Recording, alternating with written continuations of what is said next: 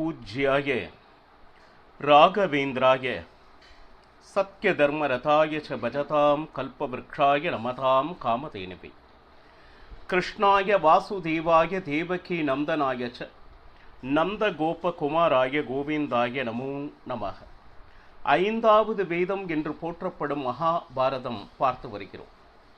பாண்டவர்களுக்கு நியாயமாக கிடைக்க வேண்டிய அந்த ராஜ்யத்தை தர மறுக்கின்ற கௌரவாதிகள் கடைசி முயற்சியாக பகவான் கிருஷ்ணனை தூது செல்ல பணித்த, ஆனால் தூது சென்றாலும் எப்படி கேட்டாலும் அவர்களிடத்தில் இருந்து ராஜ்யம் பெற முடியாது என்பதை தெளிவாக பகவான் கிருஷ்ணன் கூறினார்.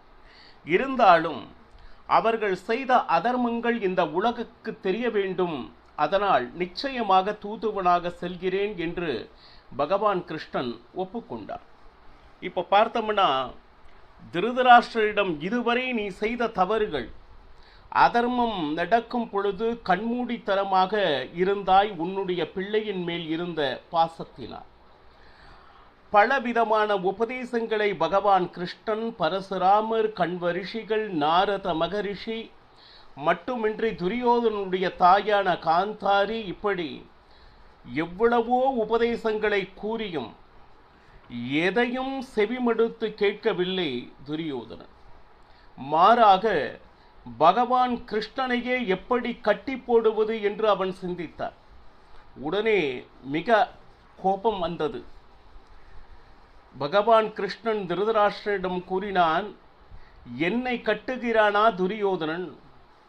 நான் அவனை கட்டவா, இல்லை அவன் என்னை கட்டுகிறானா பார்க்கலாமா என்று திருதராஷ்டிரரிடம் பகவான் கிருஷ்ணன் கேட்க, இந்த நேரத்தில் பகவான் கிருஷ்ணன் விஸ்வரூப தரிசனம், அதில் எப்படின்னு கேட்டீங்கன்னா, எல்லாருக்கும் அந்த தரிசனம் கிடைத்ததா அப்படின்னா, உண்மையான பகவன் பக்தர்கள் யார் இருக்கிறார்களோ சாமான்யமாக இந்த கண்களிலால் அவனுடைய தரிசனத்தை பார்க்க முடியுமா என்றால் முடியாது. அதற்கு அவன் ஒரு புதியதொரு பார்வையை நமக்கு தர வேண்டும், அதனால் அந்த தரிசனம் கிடைக்கும். ஆனால் அங்கு நிரம்பி இருந்தவர்கள், அதர்மம் அதிகமாக செய்த ராஜர்கள், துரியோதனனுக்கு உதவி புரிவதற்காக வந்தவர்கள் சபை நிறைந்து இருந்தனர். ஆனால் அவர்கள் கண்களுக்கெல்லாம் தெரியவில்லை. மிகப்பெரிய சூரிய ஒளி படுவதாக நினைத்து அனைவரும் தலை சாய்த்தனர். இப்போ இதற்கு மேல் பேசி பிரயோஜனம் இல்லை என்ற பகவான் கிருஷ்ணன் அந்த சபையை விட்டு வெளிவந்தார். இப்போ போவதற்கு முன்னாடி பாண்டவர்களுடைய தாயான குந்தியை சந்தித்து, உன்னுடைய மகன்களிடம் சொல்ல வேண்டியது ஏதாவது இருக்கிறதா அப்படின்னு சொல்லிட்டு கேட்க, அவள் மிக நீண்ட ஒரு உபதேசம் கொடுக்கிறாள். இப்படி ஒரு பையனை பெற்றதற்கு நான் மிகவும் வெட்கப்படுகிறேன். அதில் விதுலா என்ப ஒரு தாயினுடைய உபாக்கியானம், தன்னுடைய மகன் சிருஞ்சயன் யுத்தம் நடக்கும் பொழுது யுத்தம் செய்யாது வீட்டிற்கு சென்று போர்வைக்குள் முகத்தை புதைத்து கொண்டு படுத்து கொண்டிருக்கிறான். இப்படிப்பட்ட ஒரு மகனை பெற்றோமே என்று சத்திரிய தாய் பலவிதமாக புலம்புகின்ற உபாக்கியானம் மிக நீண்ட நெடியது. ஏன்னா, நான் ஏன் இதெல்லாம் உனக்கு சொல்லிக் கொண்டு இருக்கிறேன் என்றால், அதாவது தாயானவள் தன்னுடைய மகன் சிருஞ்சயனுக்கு ஒரு ஆபத்து என்று வரும் பொழுது பிராணிகள் கூட தன்னை காத்துக்கொள்வதற்கு போராடும். அவ்வளவு எளிதில் தன்னுடைய உயிரை மாய்த்து கொள்ளாது. அப்போ பகை வரும் பொழுது அதை எதிர்த்து நிற்கக்கூடிய அந்த சுபாவம் இல்லாமல் அதை கண்டு ஓடி ஒளிந்து, இதனால் என்ன பிரயோஜனம்? ஒரு மனிதனாக பிறந்தவன் செய்யக்கூடிய காரியமா இது அப்படின்னு சொல்லிட்டு தன்னுடைய மகனை பார்த்து, ஏன்னா என்னதான் சத்ரு இருந்தாலும் ஒரே ஒரு தடவையாச்சும் உன்னுடைய கோபத்தை அவன் மேல் காட்டு. நீ அதை எதிர்க்காமலே இருந்தால் இதனால் என்ன நடக்கும் அப்படின்னு கேட்டிங்கன்னா, சத்ருக்களுக்கு ரொம்ப சந்தோஷமாயிடும். ஏன்னா எவ்வளவு இவனை எதிர்த்தாலும் இவன் கண்டிப்பாக எதிர்த்து வரப்போவதில்லை. அப்போ இவனை மிக எளிதில் வெற்றி கொள்ளலாம். இதனால் என்ன நடக்கும்னா, இவனுடைய பந்துக்களுக்கெல்லாம் கஷ்டம். இவன் கஷ்டம் இவனோடு செல்லாது, இவனை நம்பியிருப்பவர்கள் அத்தனை பேரும் கஷ்டப்படுவர். இவருடைய சத்துருக்களுக்கெல்லாம் மிக சந்தோஷம். ஏன்னா பிரயத்தனம் எதுவும் பெரிய அளவுக்கு செய்யாமையே இவனிடம் என்னென்ன இருக்கின்றதோ அது அத்தனையும் அபகரித்து கொள்ளலாம். அப்போ உன்னுடைய செயல் எப்படி இருக்கிறது, உன்னுடைய சத்துருக்களை சந்தோஷப்படுத்துவதாக இருக்கிறது அப்படின்னு சொல்லிட்டு பாருங்க. ஏதோ இந்த உலகத்தில் பிறப்பவன் எங்கோ ஒரு மூலையில் வாழ்வதற்காக ஒரு சிறிய இடத்தை தேடி அந்த இடத்தில் ஓடி ஒளிந்து வாழ்வது ஒரு வாழ்க்கையா?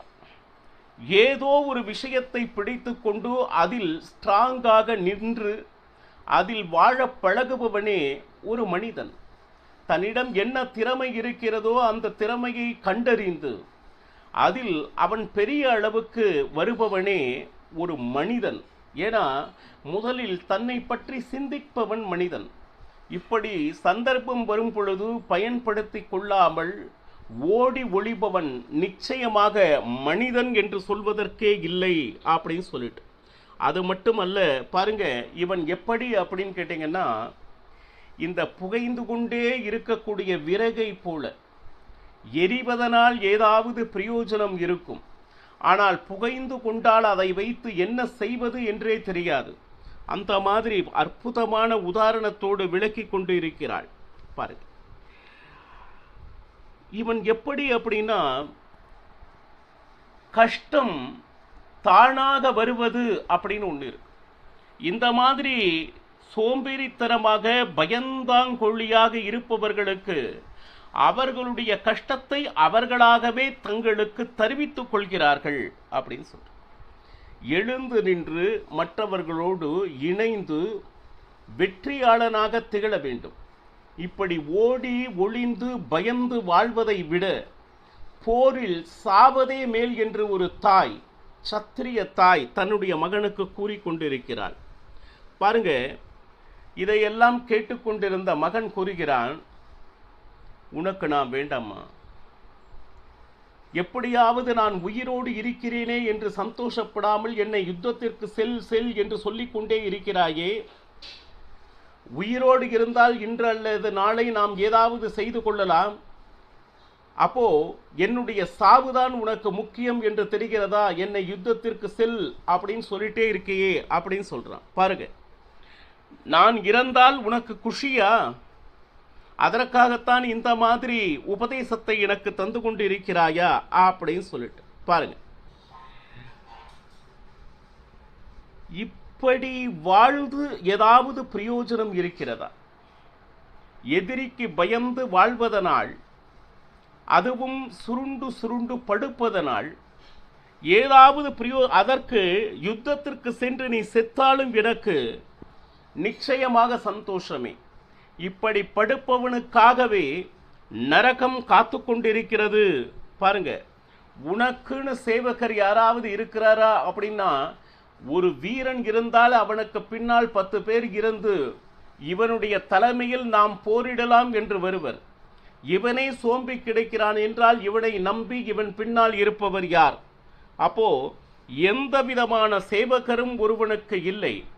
இவனை நம்பி யாராவது ஒரு பிராமணர் வருவாரா, தான தர்மங்கள் கொடுப்பானா அப்படின்னா இவனுக்கே ஏதும் இல்லை என்கின்ற ஒரு நிலையில் இவனை நம்பி யார் வந்தாலும் அவருடைய கதியும் அதோகதி தான் பாருங்க. அது மட்டுமல்ல,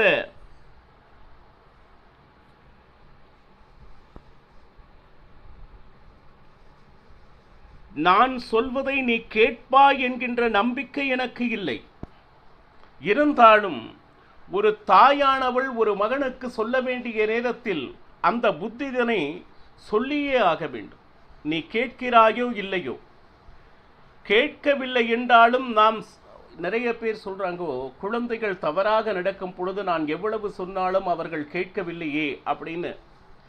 அவர்கள் கேட்கிறார்களோ இல்லையோ, நீங்கள் நிச்சயமாக அவர்களுக்கு நல்லது சொல்வதை நிறுத்திவிடக்கூடாது. இது மகாபாரதம் எச்சரிக்கிறது. அவர்கள் கண்டிப்பாக ஒரு நாள் இல்லை ஒரு நாள் நீங்கள் சொல்ற வார்த்தை நிச்சயமாக அவர்களுடைய மனதில் பழிச்சென்று ஏதோ ஒரு விதமான ஒரு உற்சாகத்தை கொண்டு வந்து கொடுக்கும் பாருங்க. அது மட்டுமா அப்படின்னா பாருங்க, சிந்து ராஜனை கொல்வதற்கு வீரம்தான் வேண்டும் என்கின்ற அவசியமே இல்லை. அப்ப என்ன வேணும்? முதலில் போரில் வீரனாக இருப்பதை விட உபாயமே மிக முக்கியம். மகாபாரத போர் முழுக்க வீரத்தை விட விவேகமே அதிகமாக வென்றது. நாம பின்னாடி பார்க்கத்தான் போறோம். பாங்க சொல்றா, எப்படி இருந்தாலும் சிந்துராஜன் உன்னுடைய எதிரி என்றால் அவனுக்கு வேண்டாதவர்களும் கண்டிப்பாக இருப்பர். ஆனால் இப்பொழுது அவர்கள் எங்கு இருப்பார்கள் என்றால் சிந்துராஜன் கூடவே இருப்பர். ஆனால் சிந்துராஜனை எதிர்ப்பதற்கு ஒரு வீரன் வந்துவிட்டான் அப்படிங்கிற ஒரு நம்பிக்கை மட்டும் வந்துவிட்டால் நிச்சயமாக உன் பின்னே அவர்கள் அனைவரும் அணிவகுப்பர். அப்போ உன்னுடைய பலம் அல்லாது அவனை எதிர்ப்பதற்கு உண்டான பலம் தானாக உன்னை தேடி வரும். அப்போ நிச்சயமாக மிக எளிதிலே அந்த சிந்துராஜனை நீ வெல்லலாம். ஒரு சத்திரிய தாய் எவ்வளவு அழகாக ஒரு எதிரியை வெல்லலாம் அப்படிங்கிற ஒரு உபாயத்தை சொல்லிக் கொள்கிறாள் பாருங்க. அது மட்டுமா அப்படின்னு கேட்டீங்கன்னா, உனக்கு இந்த பெயர், அதாவது சிருஞ்சயன் அப்படின்னு ஒரு பேர் எதற்காக வைத்தோம் அப்படின்னா, சிருஞ்சயா என்ற வார்த்தைக்கு சத்ருக்களை ஜெயிப்பவன் என்று. யுத்த நேரம் வரும் பொழுது அவர்களை எதிர் நின்று வெற்றி பெற்று உன்னை நம்பி இருக்கக்கூடிய பிரஜைகளை காப்பாய் அப்படின்னு தான் சிருஞ்சயா என்கின்ற அற்புதமான பெயரை நாங்கள் வைத்தோம் பாரு. ஆனா உன்னுடைய பெயருக்கும் உன்னுடைய நடத்தைக்கும் எந்த விதமான சம்பந்தமே இல்லை. உன்னுடைய ஜாதகம் எழுதணும். அந்த ஜாதகத்தில் உனக்கு மிகப்பெரிய கஷ்டம் வரும். அந்த கஷ்டத்தில் அனுபவ அறிவை பெற்று மிகப்பெரிய வெற்றியாளராக வருவான் என்று எல்லாரும் சொன்னாங்க பாருங்க. நம்பிக்கையை ஊட்டுகிறாள். மிகப்பெரிய கஷ்டம் வரும், இப்படி சோம்பி திரிவாய் என்பதும் எழுதப்பட்டிருந்தது. ஆனால் அதிலிருந்து வெளிவந்து நீ மிகப்பெரிய வெற்றியாளனாக ஆவாய் என்பதையும் அவர்கள் சொல்லி இருந்தார்கள் பாருங்க. இதையெல்லாம் கேட்கும் போது எழுதுனா, ஏதோ விதிவசத்தால் நமக்கு இந்த மாதிரி ஒரு நிலை ஏற்பட்டு இருக்கிறது, நிச்சயமாக நாமும் வெல்வோம் என்கின்ற நம்பிக்கை அவனுடைய மனதில் எழும். அது மட்டுமல்ல பாருங்க,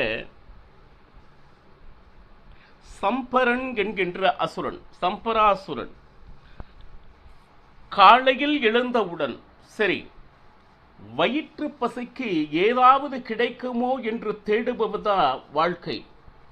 அப்படி ஏதாவது அவன் தேடிக்கொண்டு ஒருவனுடைய நிலை இருக்குமே, ஆனால் அதைவிட ஒரு துக்கமானது இந்த உலகத்தில் வேறு எதுவுமே இல்லை. ஆனால் இப்படி சோம்பி கிடப்பவனுக்கு இதைவிட இழிநிலை நிச்சயமாக ஏற்படும் பாருங்க. உனக்கு மிகப்பெரிய ஆஸ்தி வேண்டும் அப்படின்லாம் நான் எதிர்பார்க்கல. இப்ப பாருங்க, உன்னை நம்பி யாராவது இருக்கிறார்களா? உன்னை நம்பி யாரும் வரத்துக்கு தயாராக இல்லை. அப்போ உன்னை நம்பியவர்கள் அத்தனை பேரும் கஷ்டப்படுவார்கள். உனக்கு பின்னால் யாருமே நிற்க முடியவில்லை. ஏன்னா நீயே ஒரு வீரன் இல்லாமல் சோம்பி கிடக்கும் பொழுது உனக்காக யாருமே துணை நிற்பதற்கு தயாராக இல்லை. இதையெல்லாம் கேட்டுக்கொண்டிருக்க அந்த மகன் சொல்றான், அம்மா உன் மனசு என்ன இரும்பா? மீண்டும் மீண்டும் என்னை யுத்தத்திற்கு சென்று சாகச் சொல்கிறாயே பாரு. யுத்தத்திற்கு செல் என்றுதான் சொல்கிறேன், உன்னை சாகு என்று சொல்லவில்லை. யுத்தம் செய்து அதில் தோற்றாலும் பரவாயில்லை, ஜெயித்தாலும் பரவாயில்லை. ஆனால் யுத்தத்தை கண்டு ஓடி ஒளிபவன் நிச்சயமாக ஒரு சத்திரியனாக இருக்கவே முடியாது. அது மட்டுமா பாருங்க, ஞானிகள் எப்பவுமே அதிகமாக பேசுவதில்லை. அப்படி பேசினால் எப்படி அப்படின்னா, அந்த பேச்சு சாதனை சம்பந்தப்பட்டதாகத்தான் இருக்கும். ஏதோ உலகத்தில் பிறந்தோம் வளர்ந்தோம் அப்படின்னு சொல்லிட்டு வாழ்வது அல்ல வாழ்க்கை. சாதனை யார் செய்வதோ அதைத்தான் இந்த உலக மக்கள் அதை எடுத்துக்கொள்வர். ஏதோ உலகத்தில் நாம் வாழ வேண்டும் என்று நாட்களை நகர்த்துபவன் மனிதன் அல்ல. இருக்கிற நேரத்தை பயன்படுத்தி கொண்டு அதில் யார் வெற்றி பெறுகிறானோ அவனே வீரன். பாருங்க, எல்லா நாட்களும் யுத்தம் வருகிறதா அப்படின்னா இல்லை. அந்த சந்தர்ப்பம் என்றாவது வரும். அந்த சந்தர்ப்பம் வரும் பொழுது அதை எவன் பயன்படுத்தி கொண்டு தன்னுடைய வீரத்தை வெளிப்படுத்துகிறானோ அவன் நிச்சயமாக மேன்மையுறுவான், மக்களால் புகழப்படுவான். அப்போ அவனை நம்பி அவன் பின்னால எல்லாரும் போவாங்க. இவன் என்னுடைய தலைவன் என்கின்ற நம்பிக்கை அவர்களுக்கு வரும். உன்னை நம்பி இருப்பவர்களுக்கு நீ ராஜ்யத்தில் அமர்ந்து தான தர்மத்தை கொடுத்து பிராமணர்களுக்கு நல்லபடியாக சேவைதனை செய்யும் அந்த ஒரு உன்னதமான நிலையில் உன்னை வைத்து பார்க்க வேண்டும் என்று ஆசைப்படுகிறேன் என்று மிதுலா தன்னுடைய மனத்தாங்களை தன்னுடைய மகன் சிருஞ்சயனிடம் கூறிக்கொண்டிருக்கிறாள். மேலும் என்ன கூறுகிறாள் என்பதனை நாளையும் பருகலாம். சர்வம் ஸ்ரீ கிருஷ்ணார்ப்பணமஸ்து. ஹரே ஸ்ரீனிவாசா.